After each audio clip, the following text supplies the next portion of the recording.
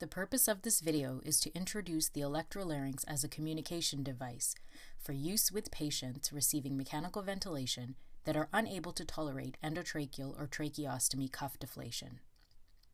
The objectives of this video are to enable an understanding of the anatomy of normal speech, including the role of articulators and voice production, the implications on speech and voice production for patients with an endotracheal tube or tracheostomy in situ, the components of the electrolarynx and how it works, and how to introduce and teach use of the electrolarynx to a mechanically ventilated patient.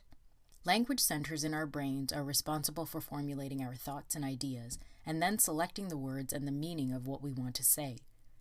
The brain sends these messages to our articulators, which include the tongue, lips, teeth, and soft palate. Each speech sound is formed by different movements of these articulators to which sound is added.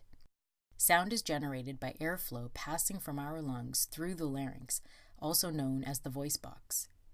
Encased within the larynx are the vocal cords that vibrate together to create the sound that we hear. The electrolarynx was developed for individuals requiring surgical removal of the larynx due to cancer as a potential option for communication. When the larynx is surgically removed, the resulting reconstruction means that the esophagus and trachea are permanently separated, and the individual breathes through a stoma in their neck. Airflow and vibration, and therefore generation of voice through the vocal cords, no longer occurs. However, all the articulators still move, and the language centers still process and generate thoughts and ideas that we as individuals wish to communicate. An electrolarynx is a device that generates mechanical vibration. When the electrolarynx is placed in an appropriate location on the neck or the cheek, it provides vibration that is transmitted through the tissues, generating sound to the movement of articulators for speech. Patients receiving mechanical ventilation have normal airway anatomy. However, placement of an endotracheal or tracheostomy tube with an inflated cuff means that while the vocal cords can still move, the inflated cuff prevents airflow through the vocal cords to generate sound. This presents a similar challenge as a laryngectomy patient who is unable to phonate. Currently, there are 3 electrolarynx devices that are approved for use and purchase in Canada. Although each of these products has different specifications, they all function using the same principles and have the same components, which include the vibratory head, a battery with either rechargeable or single-use batteries, a volume control, a wrist or neck cord, and an oral adapter. An oral adapter may be used with patients where placement of the electrolarynx on the neck or cheek is contraindicated, such as neck or facial trauma, or if vibration on these tissues is not feasible, such as in the presence of significant edema. For some patients, the oral adapter may produce the most intelligible speech, so may be considered as an option for all patients. The oral adapter consists of 2 parts that include an adapter that is placed laterally inside a patient's mouth and an attachment that fits on top of the electrolarynx vibratory head. Use of an electrolarynx is an active process requiring patient participation, therefore selecting the appropriate patient is important. The patient should ideally not suffer any impairment of hearing or cognition. If the patient is going to hold and manipulate the electrolarynx themselves, they need to have enough arm and hand strength, as well as good finger dexterity to both hold the device, coordinate switching the on-off button, and to bring the device up to and away from the neck or cheek.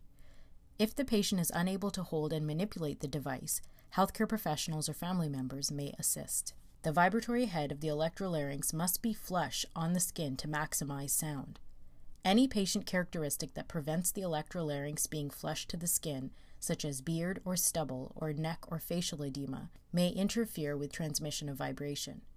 To find the optimal placement for the electrolarynx, hold it for the patient and have them open their mouth and relax the jaw.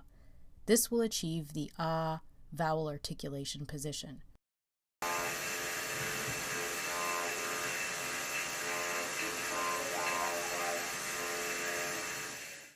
Press the on button and then place the head of the electrolarynx in different areas on the upper part of the neck, tucking it under the chin. Do not place it on the jawbone. Alternatively, try the fleshy part of the cheek, again avoiding the jawbone and the cheek at the teeth level. Listen for the clarity of the ah sound produced. Ask them to practice saying hello or how are you.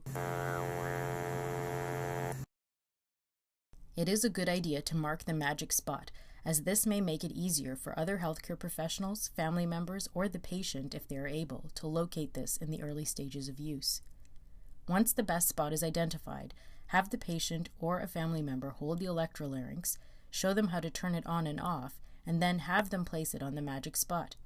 Continue working with the patient to practice saying, "How are you?" until they are comfortable. It is important that they become accustomed to the vibration. The patient should practice exaggerating the articulation involved in producing individual speech sounds, such as pa, ta, ka, sh, and ch. One way to do this is to ask the patient to over-articulate specific words. This patient will practice articulation while reciting the days of the week. Very good.